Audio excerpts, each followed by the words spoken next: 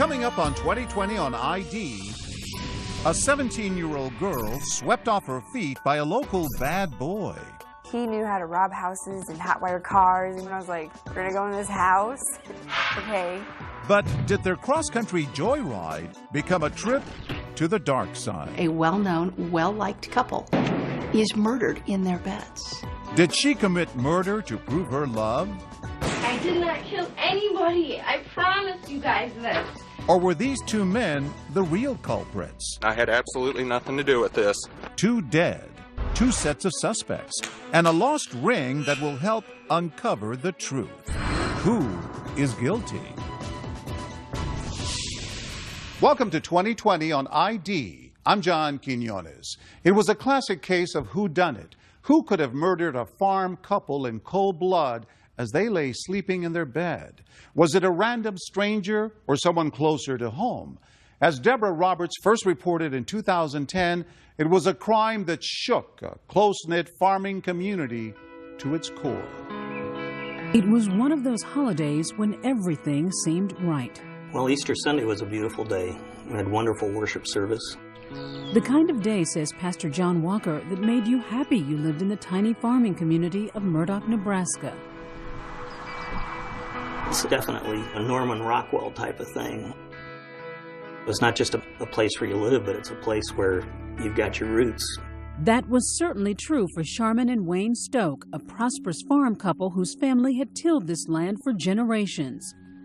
This couple was well-liked, well-known. Two of the kindest, most open-hearted, warm-hearted, and friendly people that you'll meet. As they watched the grandkids hunting for Easter eggs on the front lawn, did they have any thought this would be their last day alive? There was no warning. Late that night, after everyone had gone home, two people arrived at the Stokes' isolated farmhouse. They entered through a side window, navigating the confusing layout with seeming ease. They climbed the stairs to the bedroom, and then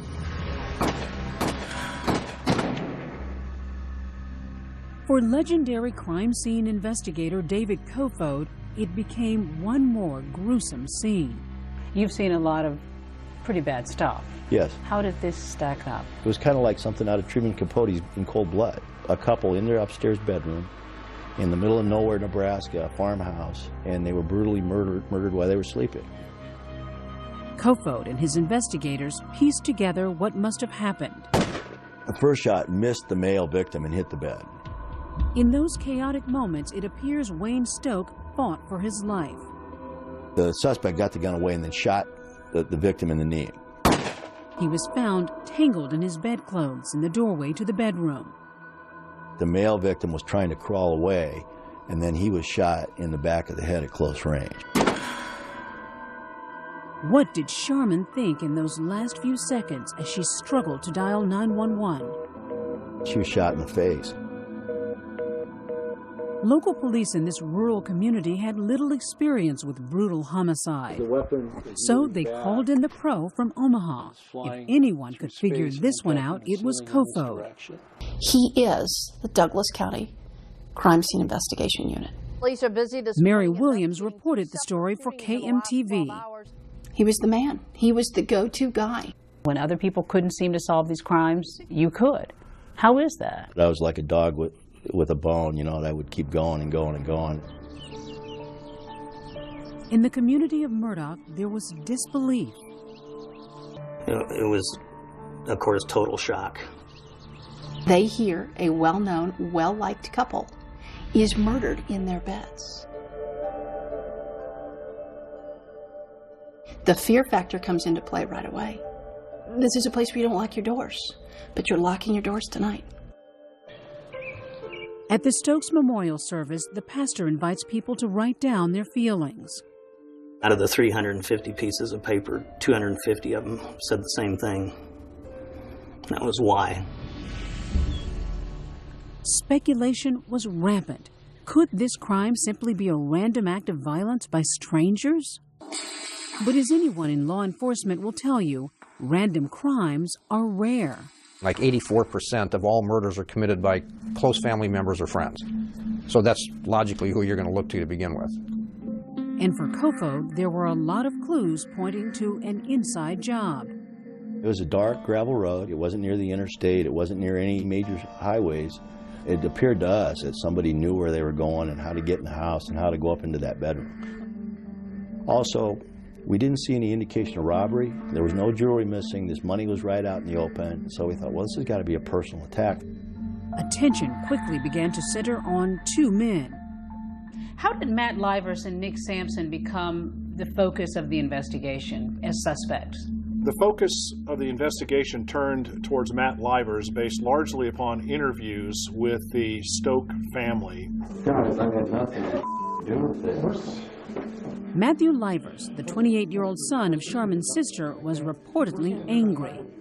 There was some thought that Matt Livers had disagreements with Wayne Stoke and that might have been the motive for the killings. He was a disgruntled nephew that felt left out of the financial rewards of the family. That's when the rumors started swirling. Oh, why would he do this? What did he have to gain? Was there bad blood? Under police questioning, he admitted having problems with Wayne and Sharman. What did Wayne say to you? Or is this a combination of all the years of just treating you like you're some black sheep? That's what I felt like. The brother of the woman who was killed told the police, my sister always told me if anything happens to me, tell the cops to look at Matt Livers. That's pretty significant. Livers was close with his cousin Nick Sampson, and during the investigation, police discovered some interesting coincidences. The night of the murder, a suspicious tan car was spotted near the farmhouse. Livers and Sampson had access to a tan car, and it turned out it had been thoroughly cleaned the morning after the murder. The car was detailed at 5:30 in the morning on that same day, which is an awful odd coincidence. Through many hours of interrogation, Livers denies everything. I didn't do it. You're full of you did too. But gradually, police start to get to him. We're not saying you're a bad person, Matt, okay? We believe that Wayne pushed you over the edge. I've heard from so many people that I've interviewed about you, your temper like that. Okay? Finally, after 5 hours of questioning, Livers begins to confess. The truth is, you got a gun, right or wrong. Right. And you took that gun back to your Uncle Wayne and Aunt Charlotte's house, right? Right or wrong? Come on, man. Right. He tells them he and Nick Sampson were responsible, giving details only the killer could have known. Then I put the gun to her face and blew it away. Okay. And then as I headed out, I just stuck it to him and blew him away. Prosecutors charged the couple's nephew, Matt Livers, and cousin Nick Sampson with the double murder. You got a guy who said he did it. He's related to the deceased. It fits the pattern. Case closed. But there was one small problem as prosecutors began putting together a case against Livers and Sampson. There was no physical evidence. No fingerprints of Sampson and Livers at the farmhouse? No. None of their blood so far has turned up positive? No.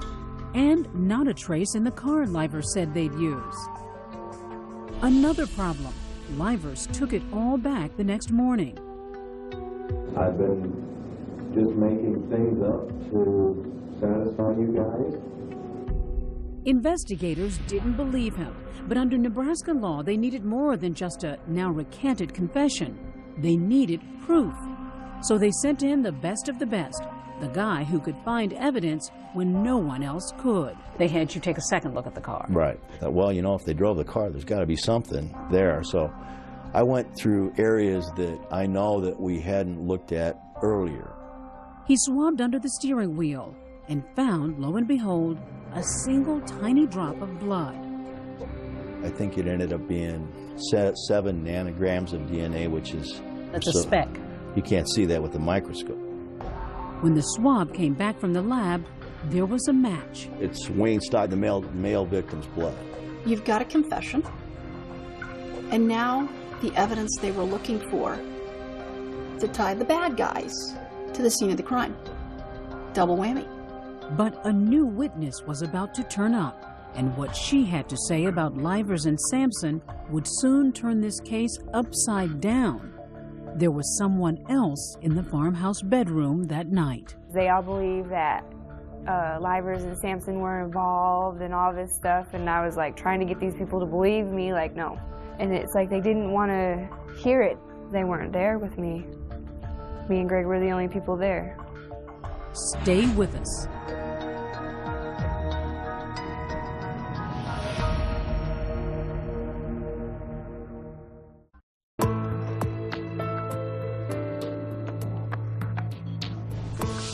Sharman and Wayne Stoke have been found murdered in their bed. Authorities believe they know who did it. But a mysterious new piece of evidence is about to blow the case wide open.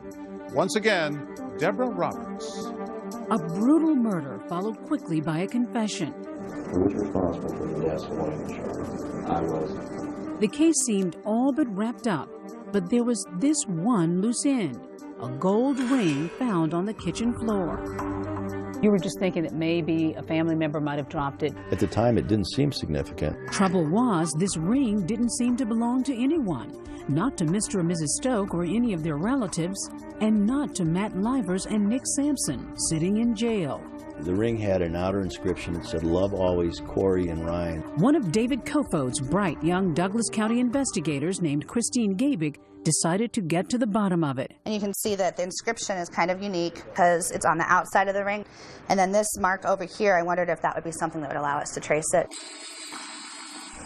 You know, it's still just good old-fashioned shoe leather police work. She looked up AAJ. There's only 2 of them in the United States.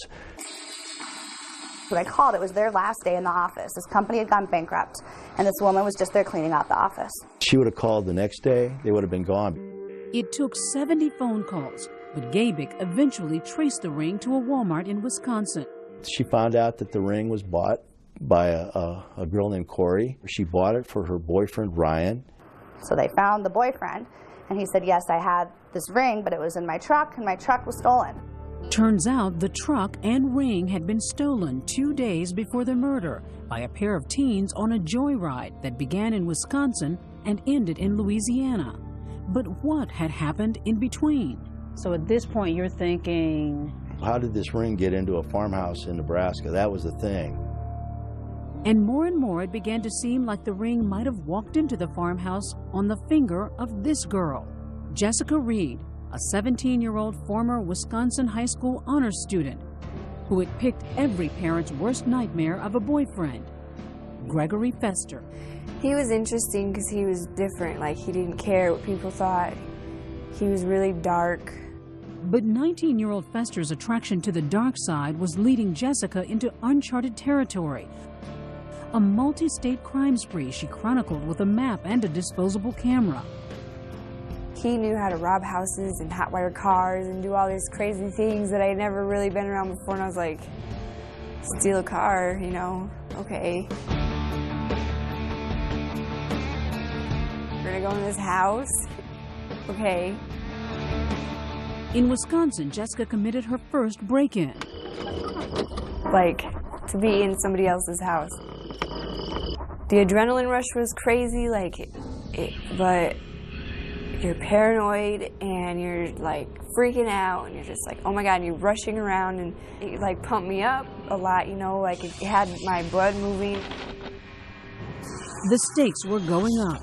In addition to the red Dodge pickup and money, they take a 12-gauge shotgun and ammunition. Oh, and a gold ring. Yeah, I wore the ring because it was pretty. We didn't know about the ring at all until all of a sudden we heard about a couple of teenagers from Wisconsin who'd gone on a crime spree. But Kofoed said detectives working the case didn't seem interested in that ring. The investigators at that point were thinking, we've got our guys in jail. Right. This isn't that big of a deal for us. No, they had a confession, and then the guy that confessed linked his cousin. It was a done deal. Matt Livers and Nick Sampson are in jail charged with homicide. But we now know that sometime on the night of April 16th, Jessica and her boyfriend crossed from Iowa into Nebraska. We were going to rob another house, and if he said it was okay, you know, I trusted him enough to be like, all right, it's okay, because that was one of the things that I told him, you know, make sure there's nobody home. because I don't, you know, you never know what can happen and stuff. And he said it was okay, so I said, all right. They didn't know it, but they were on a collision course with death. We were just listening to music. She says it was a song by 9 Inch Nails called Downward Spiral.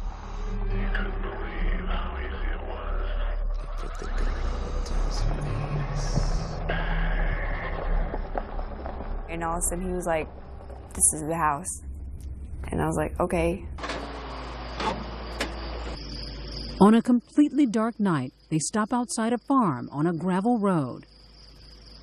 I had a really, really, really sick feeling in my stomach, but I just ignored it because I was like, you're just scared, you know, you're just freaking out.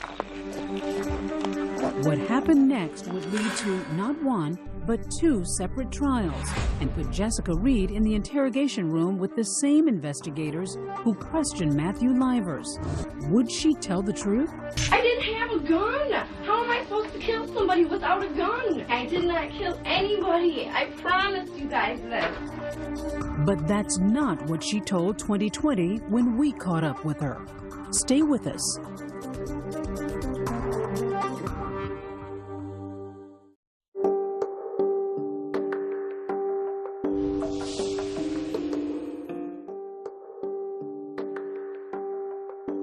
A gruesome double murder, a confession, but now the discovery of a gold ring puts 2 new suspects in jail, 17-year-old Jessica Reed and her boyfriend Gregory Fester. And the evidence against them is adding up. Jessica Reed and Greg Fester's DNA matched the DNA from the ring. We have them at the crime scene.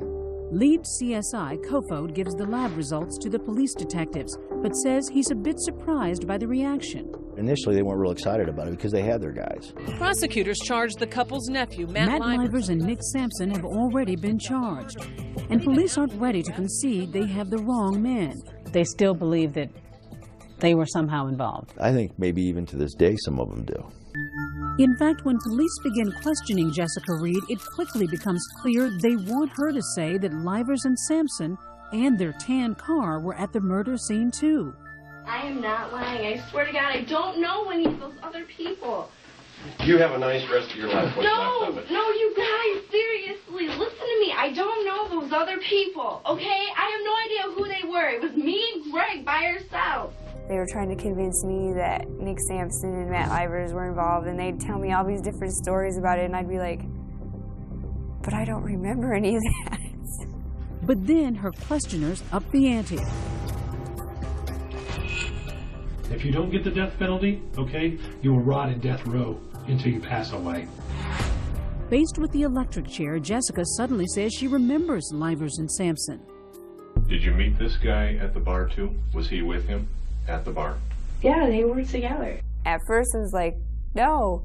Then they were like, we're going to kill you, you're going to get the death penalty. And I was like, okay, everybody was involved. That's what I was like. I was like, yes, I'll tell you whatever you want me to. The new police theory is that Jessica and her boyfriend met Livers and Sampson at this bar in Murdoch, and then went with them to Wayne and Sharman's house to rob it. And you followed them in this car? As much as I can remember, yeah. But after the Nebraska police leave, she asked for a private meeting with a Wisconsin detective. I don't even know what to say, Detective Rohr. You know, can you shut that door for a second? I want to tell you something. And tries to set the record straight. I don't know these other 2 people they're talking about. They won't want me to tell them the truth. They are not involved in it. Somebody please believe me. Please? It was hard to believe Jessica Reed entirely, because when it came to her own involvement, her story kept changing. At first, she puts it all on her boyfriend. Greg blew the guy's head up. And he shot a hole through the lady's face. Oh, he did? Really? And you didn't have nothing to do with that? What was I supposed to do? Got a letter dated 4/22/06. It's in a box of stuff with a road atlas. Yeah, I And know clothes. the box you're talking about. I know the letter you're talking about. I killed someone. He was older. I loved it. I wish I could do it all the time. If Greg doesn't watch it, I'm going to just leave one day and go do it myself. You're in a lot of trouble, young lady. And she kept a grisly keepsake from that night, a shotgun shell used in the murders. I didn't kill this guy, though. I didn't have a gun. But to 2020, Jessica Reed admits that's not entirely true. When she followed her boyfriend into the Stoke house on Easter Sunday, she says she was carrying a loaded .410 shotgun, too. Okay, I started to look around and Greg said, no, come this way. So I followed him and we went up the stairs, and that's when he had turned on that bedroom light and I seen that guy. And I told him, you know, let's do something, let's get out of here, you know. And then that's when everything had happened. She says Fester's first shot only wounded Wayne Stoke. They were fighting with the gun. It startled me and my gun went off. It's not like I purposely shot at the guy. It's just my gun went off and I thought that I hit him. 2 guns, 2 shooters. But experts agree it was Fester who fired the fatal shots, spraying the evidence that eventually led to their capture. I remember when we were driving away, I had looked down and there was blood all over me. And it was just everywhere. Though the blood washed off, Jessica says what she will never be able to get rid of is the memory of Charmin's last scream. I've never heard anybody scream like that in my life. She now says the letter she wrote came out of the complicated feelings of a 17-year-old in love with a killer. He was just okay with it, but I wasn't okay with it. I had been okay with robbing people, I had been okay with stealing cars, and I had been okay with everything. Up until that point, I was just like, whoa, that I'm not okay with. But somebody that I had been trying to get to think I was cool or approve of me pretty much or whatever, so I think in a sense that was my way of showing him, you know, I'm okay with this too, like you are. Had it not been for that ring, they might never have been caught. I didn't even realize that I had lost my ring until we were all the way in Louisiana. I think my ring just flew off when I was picking up my coat. But as Jessica Reed goes through more than 8 different interrogations, police kept coming back to the man who had confessed, Matt Livers. If somebody else was in jail, why would they have confessed to being involved in the homicide? I have no idea, because they're crazy. They couldn't. That was the stumbling block for investigators. Livers had confessed. Surely he and his cousin must be involved. And remember, police weren't just going on the confession. There was DNA evidence linking Livers and Sampson to the crime, too. The blood found in that tin car. The blood found by David Kofod. Did anybody begin to wonder about your blood specimen? Obviously, eventually they did. One of those who wondered was Special Prosecutor Clarence Mock. This was an extraordinarily bloody crime scene. It would be highly likely that the real killers would have blood on their person in some way, shape, or form. And that unless the killers are highly professional and very self-aware, killers are not going to clean the brake pads or the kick panels or other areas of the car. The investigators looking at that could not understand how it could be that David Kofod finds that speck of blood under the dash when there's no blood anyplace else. The conclusion he came to would rock the world of Nebraska law enforcement. The evidence demonstrated beyond a reasonable doubt that David Kofod planted the DNA of Wayne Stoke. When we come back, the shocking turnaround. Crime scene investigator Dave Kofod planted the victim's blood in the car. The CSI hero accused of planting evidence? Stay with us.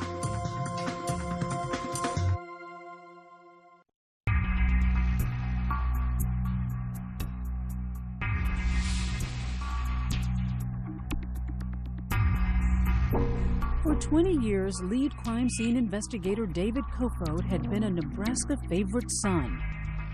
Colorful, named Mr. Nebraska twice. How did you get the title Mr. Nebraska? This is all just a saturation state. Beloved by law enforcement. Really a very dedicated person. and the media. Long before the CSI Miami and all the TV shows, long before Hollywood made it sexy, he was doing the work and explaining it to us, and we were fascinated. Almost a half inch. David Kofod was available at all hours to talk to the media. He was a media darling. Chief Crime Scene Investigator David Kofod walks us through the evidence. Blood is fleeing off the weapon. And it wasn't just hype.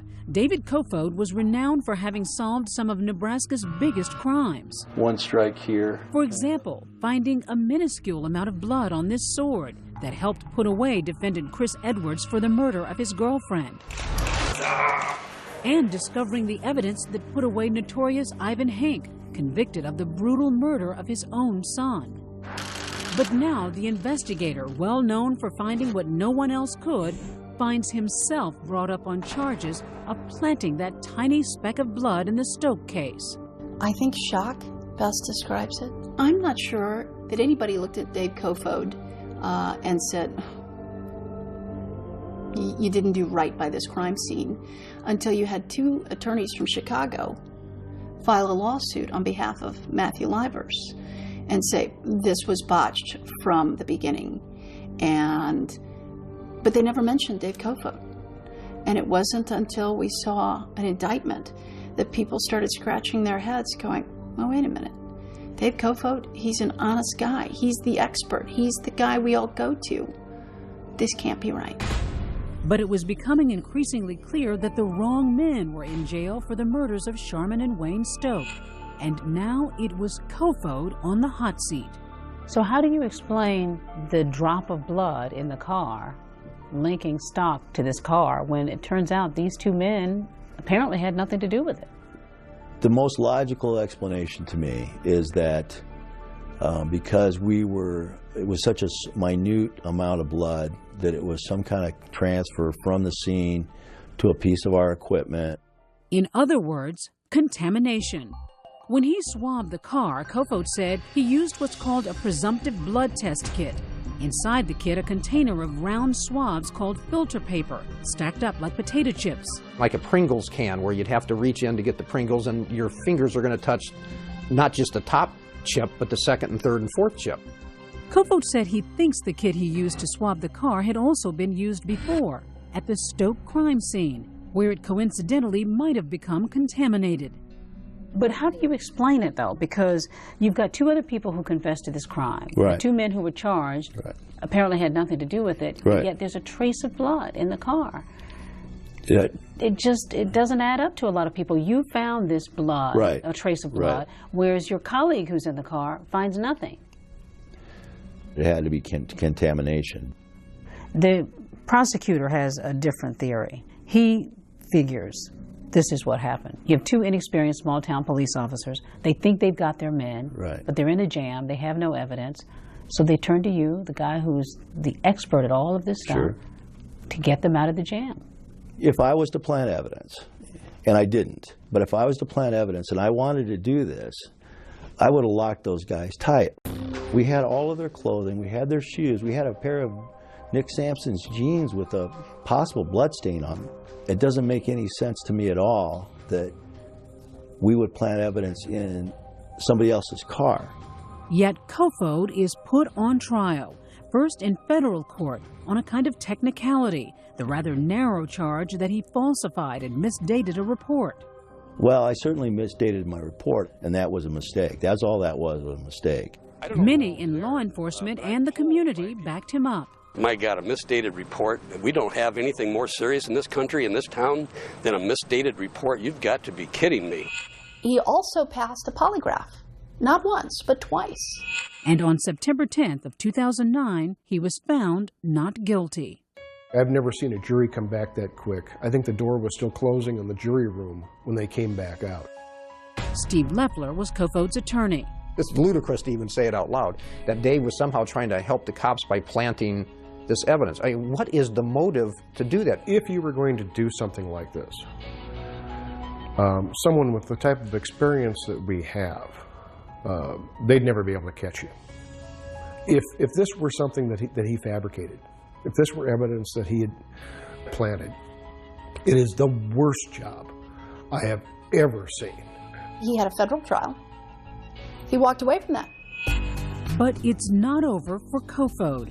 Prosecutors in Cass County decide to try him again, this time on more serious charges, having planted false evidence. I think what's ironic is that a special prosecutor who is by trade a defense attorney refuses to recognize that contamination is an issue and that can happen because it doesn't suit his purpose as a special prosecutor to recognize that. But I guarantee you that down the road, when he has a case where he's going to use the fact that this could be contamination. This is the case of State versus David Kofod.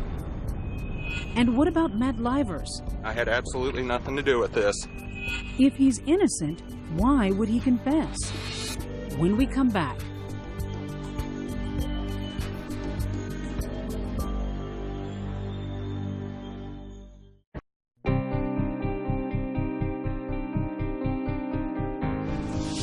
A gruesome double murder, 4 people in jail. But the case against one set of suspects is falling apart. Now the question remains, how did this investigation go so wrong?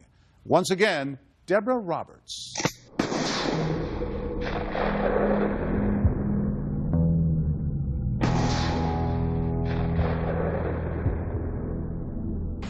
After 7 months behind bars charged with murder, Matt Livers and Nick Sampson are finally freed. I'm innocent. I had absolutely nothing to do with this. What's it been like for 7 months? Tough. Evidence shows it was actually Gregory Fester and Jessica Reed who killed Sharman and Wayne Stoke. But how did this happen? And why would Livers initially confess to a crime he didn't commit? Special Prosecutor Clarence Mock says it has all the hallmarks of a classic false confession. Matt Livers denied having any involvement in the deaths of Wayne and Sharma Stoke over 180 times. I didn't have anything to do with this. You did. I did not. You did. It all seems so unbelievable, but according to the Innocence Project, about 25% of their wrongly accused cases involve a false confession. Unfortunately, as it turns out, Matt Livers has some mental aspects that challenge him in terms of suggestibility. We've got so many people sitting in that chair, okay, that think that they're smarter than us and you're not. No. Okay? Something they perhaps should have been able to figure out. You consider yourself a man? Then stand up. No, stand up and be a man, okay? After hours of interrogation, experts say a suggestible person eager to please authority can be led. The truth is, you got a gun. Right or wrong? Right. And you took that gun back to your Uncle Wayne and Aunt Sharma's house, right? Right or wrong? Come on, man. Right. And you walked upstairs in their house after hours. Right or wrong? Right. But how to explain the specific details of Livers' confession? Where'd you try to hit him when you fired that first shot? The knee? He learned a great deal from relatives and townsfolk that he conversed with between the time of the killing and the time that he was interviewed. And what about that polygraph test Livers supposedly failed? Was that true?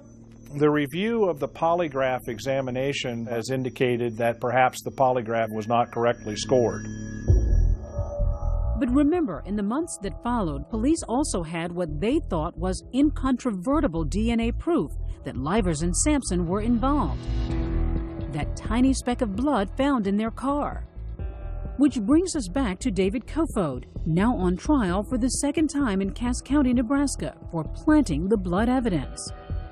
Once the evidence started playing out in Cass County, then you started seeing more people look at the evidence and say, he says he's innocent, but on paper some of these things don't add up. You definitely had opposing camps there. Still do. It's cross-contamination. Defense attorney Steve Leffler argued it was a simple case of accidental contamination, nothing more. If Dave was this mastermind criminal, first of all, he would have planted it on a piece of evidence that would have directly tied Livers and Sampson to the scene. He had access to articles of clothing from these two men. Why wouldn't he have planted serious evidence and really made sure he got the guys as opposed to a tiny speck?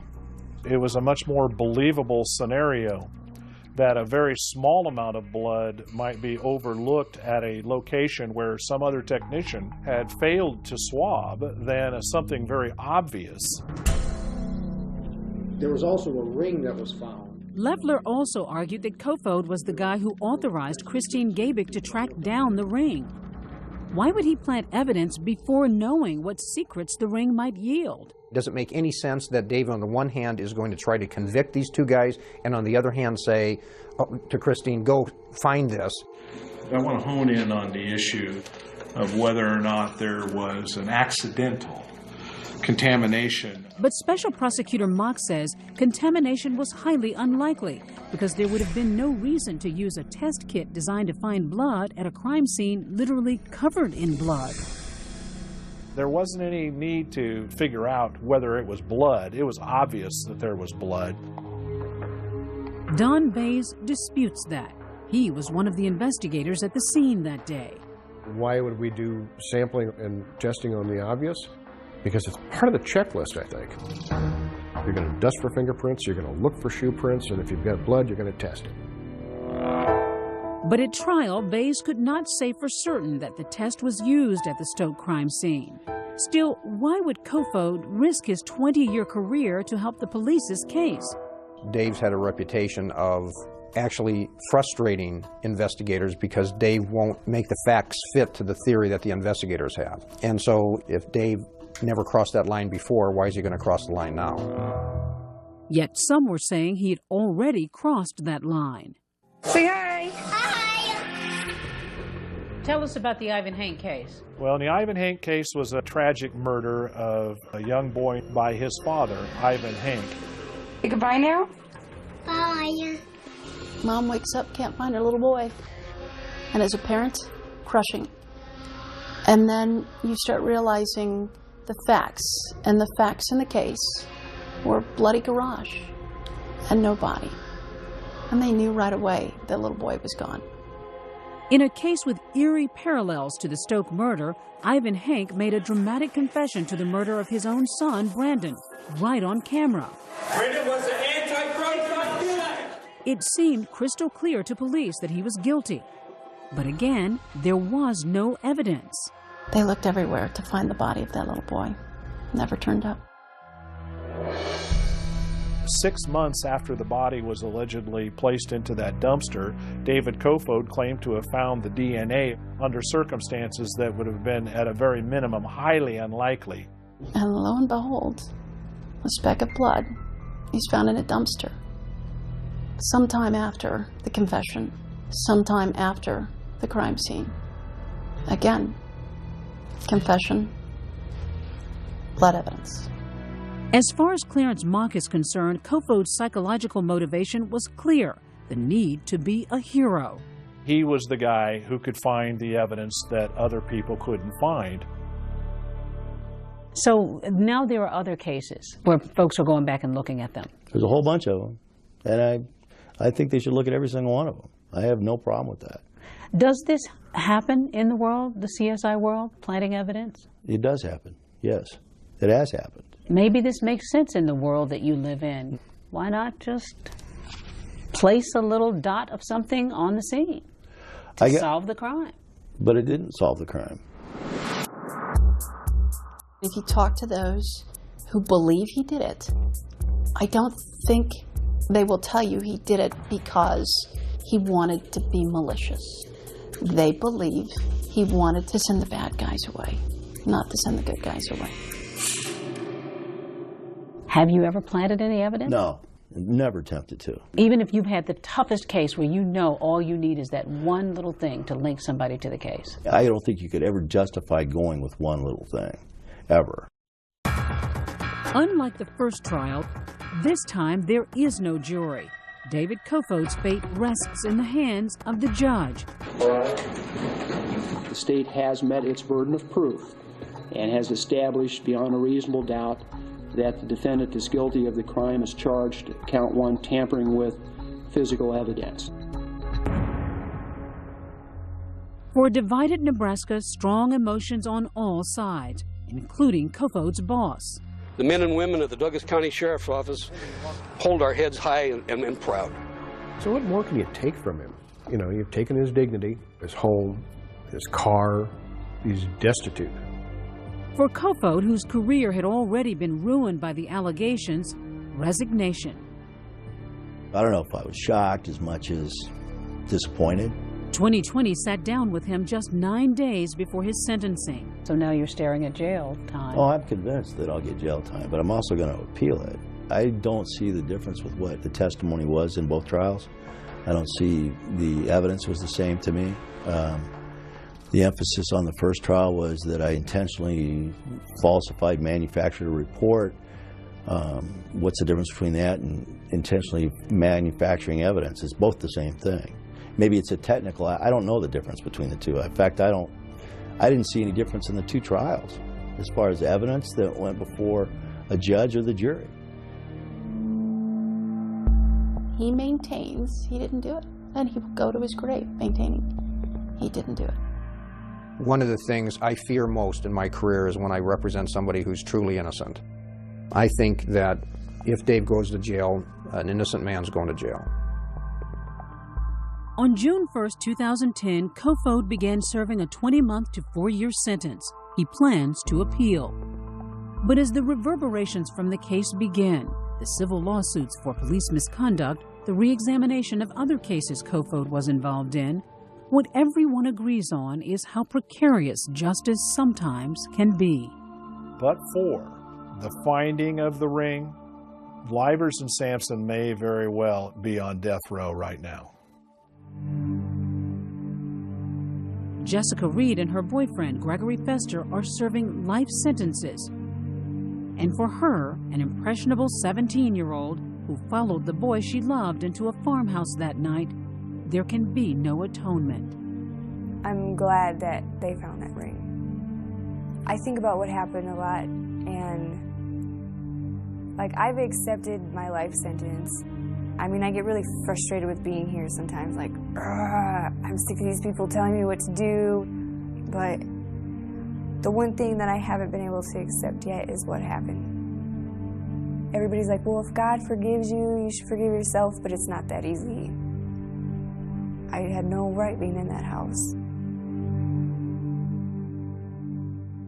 As of 2014, Jessica Reed and Greg Fester have been unsuccessful in their appeals. Matthew Livers and Nicholas Sampson reached settlements with Nebraska authorities on their civil rights claims and were awarded judgments against David Kofoed. Ivan Hank and Christopher Edwards are also accusing Kofoed of planting evidence in their cases, but so far have failed in having their convictions overturned. David Kofoed, meanwhile, was unsuccessful in his appeal and served 18 months in prison. I'm John Quinones. Join us next time for another edition of 2020 on ID.